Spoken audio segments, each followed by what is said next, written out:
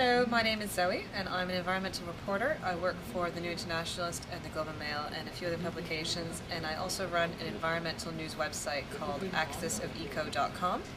And I'm going to talk to you about a couple of really simple solutions that a lot of people don't really know about, because you often hear about really big geoengineering schemes and really high-tech, really expensive things that people can do to offset climate change, but quite often they come with really hazardous risks that we don't really know whether or not will happen, but if they do, it could be really catastrophic. So for example, people consider spraying sulfur into the sky to reflect more sunlight to abate global warming, but that would undoubtedly lead to acid rain.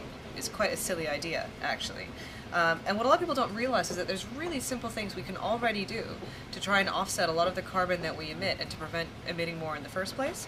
One of my favorite is kelp farming.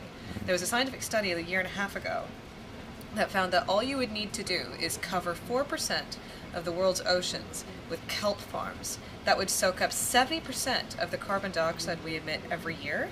Those kelp farms would also provide habitat for a lot of the fish that we have coincidentally overfished, so we would be able to foster repopulation of a lot of fish species.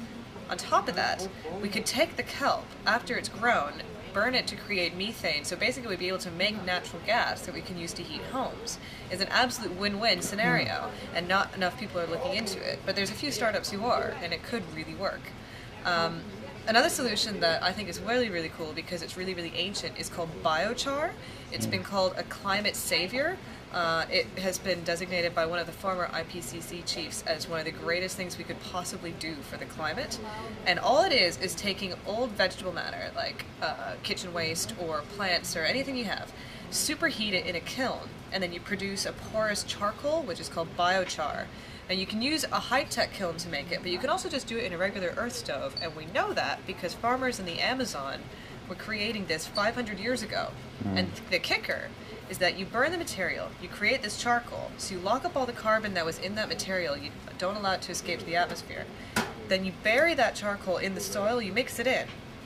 The same way you would with compost, you submerge all this dark carbon into the soil. It makes the soil more productive. So they found that areas of the Amazon where farmers were doing this 500 years ago because they knew it would make the soil more fertile, it wasn't because they cared about climate change, they were just trying to enrich their soil.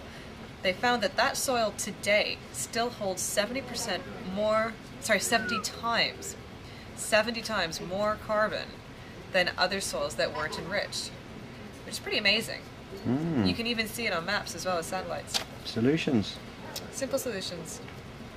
Simple solutions for the future. Indeed. Thank you, Zoe. Pleasure. Nice one.